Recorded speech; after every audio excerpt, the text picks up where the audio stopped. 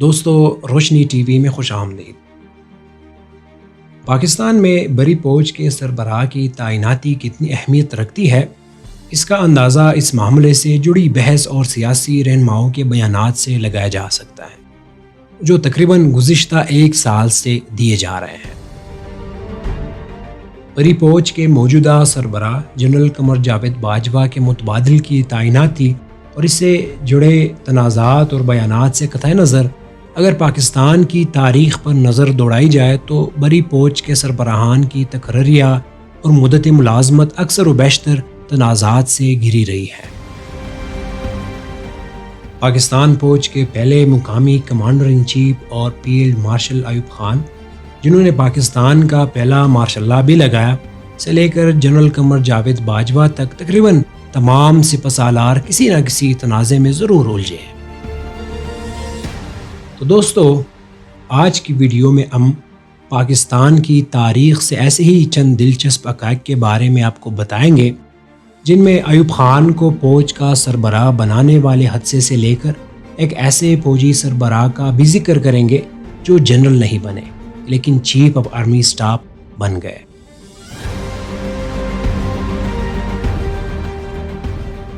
دوستو، پاکستان کی عسکری تاریخ میں جنرل ضیاء الحق کے طیارے کو پیش آنے والا حادثہ تو عموماً سبھی کو یاد ہے، لیکن باولپور میں پیش آئے اس حادثے سے تقریباً 40 سال قبل ایک اور واقعہ رونما ہوا جو تاریخ کے اوراق میں کئی کو ہو چکا ہے۔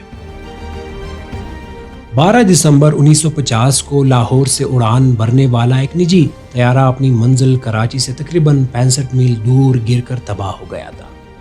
طیارے میں سوار 26 افراد میں سے کوئی بھی زندہ نہیں بچ سکا۔ تاہم ان 26 افراد میں 2 ایسی شخصیات شامل تھی جن کی موت نے پاکستان کی سیاسی تاریخ کا رخ موڑ دیا۔ یہ میجر جنرل محمد افتخار خان اور بریگیڈیئر شیر خان تھے۔ میجر جنرل افتخار سروس کے اعتبار سے ایوب خان سے 1 سال جونیئر تھے، لیکن ان کو پہلے ترقی ملی اور لاہور میں ڈویژن کی کمان سونپی گئی۔ متعدد مصنفین کے مطابق میجر جنرل افتخار پاکستان کے پہلے مقامی کمانڈر ان چیف کے عہدے کے لیے منتخب کر لیے گئے تھے اور ان کو اسی لیے برطانیہ میں امپیریل ڈیفنس کورس کے لیے بھجوایا جا رہا تھا۔ ان کے ساتھ حادثے میں ہلاک ہونے والے بریگیڈیئر شیر خان نے پاکستان اور انڈیا کے درمیان کشمیر تنازع پر پہلی جنگ میں اہم کردار ادا کیا تھا اور فوج کے بہترین افسرز میں سے شمار ہوتے تھے۔ خود ایوب خان اپنی کتاب فرینڈز ناٹ ماسٹرز میں لکھتے ہیں کہ جنرل افتخار ایک اچھے افسر تھے اور یہ عام تاثر تھا کہ برٹش ان کی حمایت کرتے ہیں۔ میں نہیں جانتا کہ وہ کیسے کمانڈر ان چیف بنتے، لیکن ان کے لیے مشکلات ہوتی۔ ایوب خان کے مطابق وہ غصے کے تیز تھے۔ شجاع نواز اپنی کتاب کراسڈ سولجرز میں لکھتے ہیں کہ بعد میں میجر جنرل بننے والے شیر علی خان پٹوڈی کے مطابق جس دن وزیر اعظم لیاقت علی خان نے میجر جنرل افتخار کو کمانڈر ان چیف کے عہدے سے متعلق آگاہ کیا تھا تو وہ ان کے ساتھ ہی تھے۔ میجر جنرل شیر علی خان پٹوڈی کے مطابق ایوب خان نے اس فیصلے کے بعد ان سے اس خواہش کا بھی اظہار کیا کہ وہ جنرل افتخار سے ملنا چاہیں گے کیونکہ وہ کمانڈر ان چیف بننے والے ہیں۔ شیر علی خان کے مطابق جنرل افتخار خاموش طبیعت رکھنے والے لیکن بلا کے ذہین تھے، جو اس فیصلے کے بعد خوش ہونے کے بجائے پریشان دکھائی دیے۔ تاہم طیارے حادثے میں ان کی ہلاکت کے بعد Ayub Khan commander in chief کے عہدے پر تعینات ہوئے اور آخرکار ملک کی صدارت کی کرسی تک پہنچ گئے اور ان کے دور حکومت کے دوران 7 وزرائے اعظم تبدیل ہوئے۔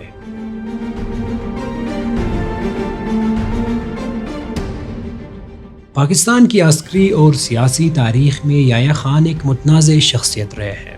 ان کو مشرقی پاکستان کی علیحدگی اور انڈیا سے 1971 کی جنگ میں شکست کا ذمہ دار قرار دیا جاتا ہے۔ تاہم 16 دسمبر 1971 کو ڈھاکہ میں پاکستان فوج کی جانب سے ہتھیار ڈالنے کے بعد یحییٰ خان بدستور ملک کے صدر اور فوج کے کمانڈر ان چیف تھے۔ کراسڈ سولجرز میں شجاع نواز لکھتے ہیں کہ 16 دسمبر کو جب یہ خبر پھیلی کہ یحییٰ خان ایک نیا دستور لانے کی تیاری کر رہے ہیں تو فوجی افسران میں شدید رد عمل ہوا۔ ان افسران میں گجرانوالا میں موجود بریگیڈیئر فرخ بخت علی بھی شامل تھے۔ فرخ بخت علی لکھتے ہیں کہ 16 دسمبر کو میں اپنا استعفیٰ لکھ چکا تھا، لیکن جب 18 دسمبر کو ہمیں علم ہوا کہ یحییٰ خان کا مستعفی ہونے کا کوئی ارادہ نہیں تو ہم حیران رہ گئے۔ ان کے مطابق ان سے متعدد دیگر افسران نے بھی رابطہ کیا، تو میں نے اپنے ڈویژن کمانڈر کو قائل کرنے کی کوشش کی کہ وہ GHQ میں اعلیٰ افسران کو یہ پیغام بھجوائے کہ یحییٰ خان کو مستعفی ہو کر اقتدار سول سیاستدانوں کو منتقل کر دینا چاہیے۔ اگلے دن یعنی 19 دسمبر کو بریگیڈیئر FB علی نے 2 افسران کو GHQ بھجوایا کہ یحییٰ خان اور ان کے قریبی جنرل جو اس شکست کے ذمہ دار ہے رات 8 بجے تک مستعفی ہو جائے ورنہ نتائج کے لیے تیار ہو جائے۔ اس پیغام کے بعد شجاع نواز اپنی کتاب میں لکھتے ہیں کہ فوج کی اللہ کمان میں کلبلی مچ گئی اور یحییٰ خان کے قریبی ساتھی اور میجر جنرل مٹا نے SSG سے رابطہ کیا تاکہ اسلام آباد کی جانب سے کسی قسم کے فوجی قافلوں کو آنے سے روکا جا سکے۔ شجاع نواز لکھتے ہیں کہ میجر جنرل مٹا نے بریگیڈیئر FB علی کو فون کیا اور پوچھا کہ کیا یحییٰ خان کی جگہ جنرل عبدالحمید خان بطور کمانڈر ان چیف قبول ہوں گے، جس پر جواب نفی میں دیا گیا۔ شجاع نواز کے مطابق اگلے دن جنرل امید نے GHQ میں موجود افسران کو اکٹھا کیا تاکہ اندازہ لگایا جا سکے کہ آیا وہ یحییٰ خان کی جگہ قابل قبول ہو سکتے ہیں یا نہیں۔ تاہم فوجی افسران نے موجودہ قیادت پر مکمل عدم اعتماد کا اظہار کرتے ہوئے واضح کیا کہ ان کو بھی جانا ہوگا۔ یحییٰ خان کو جب صورتحال کا اندازہ ہوا تو انہوں نے متعدد افسران سے خود بھی رابطہ کیا، تاہم chief of general staff general Gul Hassan اور ایئر فورس چیف نے ان کو استعفیٰ دینے پر قائل کیا، اور یوں پاکستان فوج کے 5ویں کمانڈر ان چیف اور ملک کے 3رے صدر کے اقتدار کا سورج غروب ہو گیا۔ شجاع نواز لکھتے ہیں کہ شاید یہ پہلا موقع تھا جب فوج کے جونیئر افسران نے قیادت کو مجبور کیا کہ وہ مستعفی ہو۔ شجاع نواز کراس سولجرز میں لکھتے ہیں کہ یحییٰ خان نے بعد میں ایک مقدمے کے دوران لاہور ہائی کورٹ میں اپنے جواب میں دعویٰ کیا کہ ذوالفقار علی بھٹو، جنرل گل حسن خان اور فضائیہ کے سربراہ رحیم خان نے ان کے خلاف اس وقت سازش تیار کی جب ان تینوں کو انڈیا سے جنگ کے دوران خود انہوں نے چین بھجوایا تھا۔ اس پوری کہانی میں ایک دلچسپ بات یہ ہے کہ بریگیڈیئر FB علی پر چند سال بعد بھٹو کی سول حکومت کے خلاف بغاوت کرنے کی سازش کا مقدمہ چلا اور کورٹ مارشل کرنے والے بورڈ کے سربراہ مستقبل میں آرمی چیف بننے والے جنرل ضیاء الحق تھے۔ چند سال بعد بریگیڈیئر FB علی کوٹ لکھپت جیل میں قید تنہائی کی سزا کاٹ رہے تھے جب ان کے مطابق ان سے 100 گز کے فاصلے پر ایک اور سیل میں ذوالفقار علی بھٹو کو قتل کیس میں قید کر دیا گیا تھا۔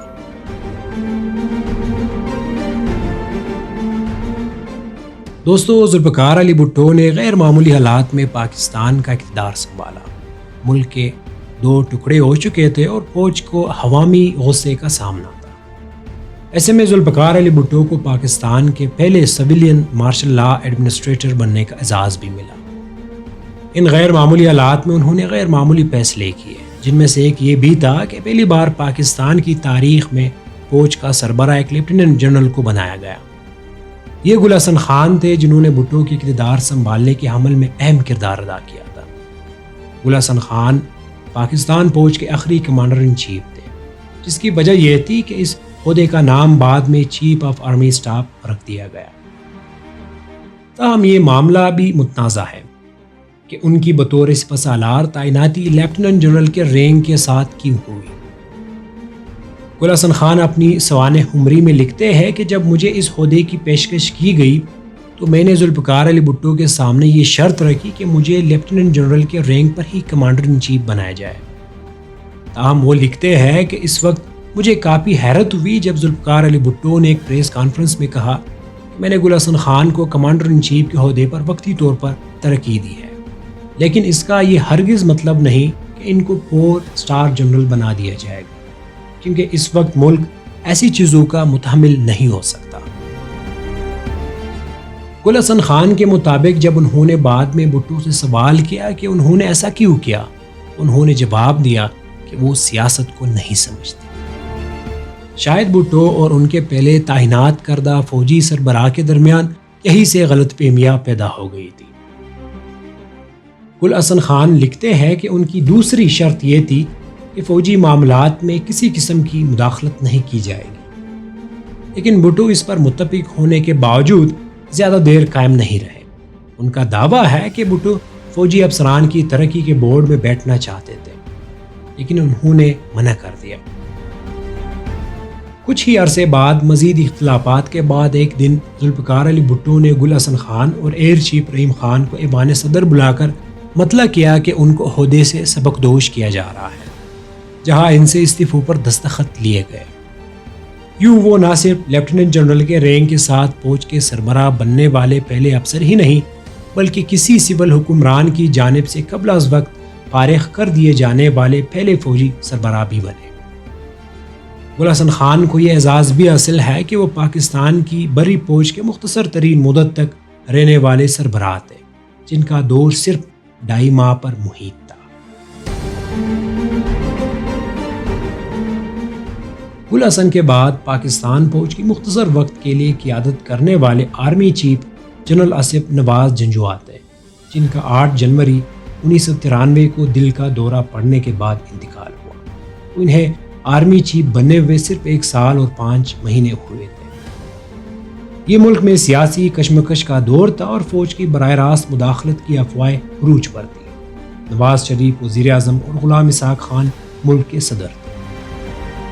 شجاع نواز، جو جنرل آصف نواز کے بھائی ہیں، اپنی کتاب میں لکھتے ہیں کہ غلام اسحاق خان لیفٹیننٹ جنرل فرخ خان کو آرمی چیف بنانا چاہتے تھے، لیکن نواز شریف اس حق میں نہیں تھے۔ لیفٹیننٹ جنرل عبدالوحید کاکڑ کوئٹہ کور کی کمان کر رہے تھے۔ برائن کلپلی اپنی کتاب پاکستان آرمی ہے ہسٹری آف وار اینڈ انسرکشنز میں لکھتے ہیں کہ عبدالوحید کاکڑ کے خیال میں یہ ان کی آخری پوسٹنگ تھی اور وہ ریٹائرڈ ہو کر گھر جانے کی تیاری کر رہے تھے۔ تاہم صدر غلام اسحاق خان اور وزیر اعظم نواز شریف کے درمیان اختلافات کے بعد فوج کی سربراہی کا کرہ ان کے نام نکلا۔ شجاع نواز کراسڈ سولجرز میں لکھتے ہیں کہ جنرل عبدالوحید کاکڑ پر مارشل لا لگانے کا کافی دباؤ تھا، لیکن وہ ملک میں سیاسی کشیدگی کا سیاسی حل تلاش کرنا چاہتے تھے۔ واضح رہے کہ اس وقت صدر مملکت کے پاس آئین کی 8ویں ترمیم کے تحت اسمبلی کو توڑنے کا اختیار موجود تھا، جسے غلام اسحاق خان بینظیر بھٹو کی پہلی وزارت عظمیٰ کو ختم کرنے کے لیے ایک بار استعمال کر چکے تھے۔ جب 1993 میں انہوں نے اس اختیار کو دوسری بار نواز شریف کی حکومت کے خلاف استعمال کیا تو سپریم کورٹ نے اس کو غیر قانونی قرار دے دیا اور نواز شریف کی حکومت بحال ہوئی۔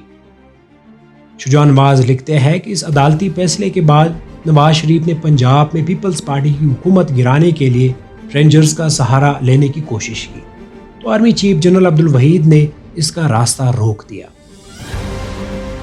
شجاع نواز کے مطابق جنرل عبدالوحید کاکڑ نے ملک میں بڑھتی ہوئی کشیدگی کے تناظر میں صدر غلام اسحاق خان اور وزیر اعظم نواز شریف کو قائل کیا کہ وہ دونوں مستعفی ہو جائیں تاکہ نئے انتخابات کروائے جا سکے، جن کے نتیجے میں بینظیر بھٹو کی دوسری حکومت قائم ہوئی۔ بینظیر بھٹو نے جنرل وحید کاکڑ کے بارے میں کہا کہ ان کو سیاست میں گھسیٹنے کی بہت کوشش کی گئی، لیکن انہوں نے کبھی کوئی مداخلت نہیں کی۔ عبدالوحید کاکڑ غالباً واحد سپہ سالار تھے جن کو ایک وزیر اعظم نے مدت ملازمت میں توسیع کی پیشکش کی، لیکن انہوں نے انکار کر دیا۔ وہ پہلے آرمی چیف تھے جنہوں نے 3 سال کی مدت پوری ہونے پر یہ عہدہ چھوڑ دیا۔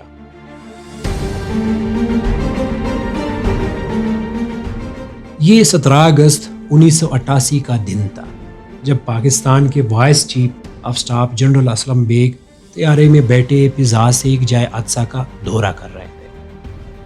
اپنی سوانح حیات اقتدار کی مجبوریہ میں اسلم بیگ لکھتے ہیں کہ سامنے دھواں نظر آ رہا تھا۔ اگلے ہی لمحے ہمارا طیارہ اس کے نزدیک پہنچ چکا تھا۔ وہاں ایک ہیلی کاپٹر بھی اتر رہا تھا۔ ہیلی کاپٹر کے پائلٹ سے رابطہ کیا تو اس نے بتایا کہ پاکستان 1 C-130 کریش ہو گیا ہے اور کوئی نظر نہیں آ رہا۔ اس قسم کے حالات میں مجھے اہم فیصلہ کرنا تھا۔ اگر میں جائے حادثہ پر پہنچ بھی جاتا تو کچھ کر نہیں سکتا تھا، اسی لیے میں نے پائلٹ کو کہا کہ سیدھے راولپنڈی چلو۔ یہ وہ مقام تھا جہاں کچھ دیر پہلے وہ C-130 طیارہ گر کر تباہ ہوا تھا، جس میں دیگر افراد کے ہمراہ صدر پاکستان جنرل ضیاء الحق بھی سوار تھے۔ اسلم بیگ بتاتے ہیں GHQ رابطہ کیا تو وہاں حالات پرسکون تھے۔ حکم دیا فارمیشنز کو ریڈ الرٹ کر دو اور اگلے حکم کا انتظار کرو۔ میرے ساتھ جہاز میں بیٹھے ہوئے آفیسرز میری طرف دیکھ رہے تھے اور میں گہری سوچ میں ڈوبا ہوا تھا۔ مجھے فیصلہ کرنا تھا کہ اقتدار اپنے ہاتھ میں لینا ہے یا اسے دینا ہے جس کی ضمانت ہے۔ اور پھر ضیاء الحق کی طیارہ حادثے میں ہلاکت کے بعد جنرل اسلم بیگ فوج کے سربراہ بن گئے۔ جنرل ضیاء کی ہلاکت اور اسلم بیگ کے آرمی چیف بننے کے 3 گھنٹوں کے اندر آئین بحال ہو چکا تھا۔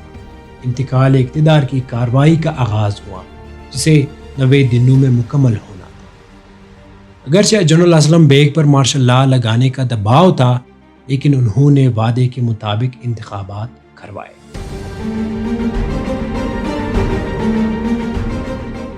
1999 کے اواخر میں 12 اکتوبر کو نواز شریف نے ایک دن اچانک اس وقت کے ISI chief lieutenant general Zia الدین کو وزیر اعظم ہاؤس بلا کر بتایا کہ ان کو آرمی چیف بنانے کا فیصلہ کر لیا گیا ہے۔ ان کو نواز شریف نے اس وقت کے آرمی چیف جنرل مشرف کی مرضی کے خلاف ISI چیف بنوایا تھا، اور یہ تاثر پایا جاتا تھا کہ وہ نواز شریف سے کافی قریب ہے۔ تاہم خود جنرل ضیاء الدین کے مطابق ان کی نواز شریف سے پہلے ملاقات اسی وقت ہوئی جب ان کا ISI چیف بنتے وقت انٹرویو ہوا۔ ان کے دعوے اپنی جگہ، لیکن 12 اکتوبر کے دن ان کی اس طرح اچانک تعیناتی پر فوج کے رد عمل نے جمہوریت کی بساط کو ہی لپیٹ کر رکھ دیا۔ ایک جانب وزیر اعظم ہاؤس میں جنرل ضیاء الدین کو وزیر اعظم کے ملٹری سیکرٹری کے یونیفارم سے بیچ اتروا کر لگائے گئے، تو ادھر اسی وقت کے آرمی چیف کے قریبی جنرل حرکت میں آ گئے، جو خود اس وقت سری لنکا سے واپس پاکستان آ رہے تھے۔ جنرل مشرف سے پہلے آرمی چیف جنرل جہانگیر کرامت بھی نواز شریف سے اختلافات کے بعد وقت سے کچھ عرصہ قبل مستعفی ہو چکے تھے۔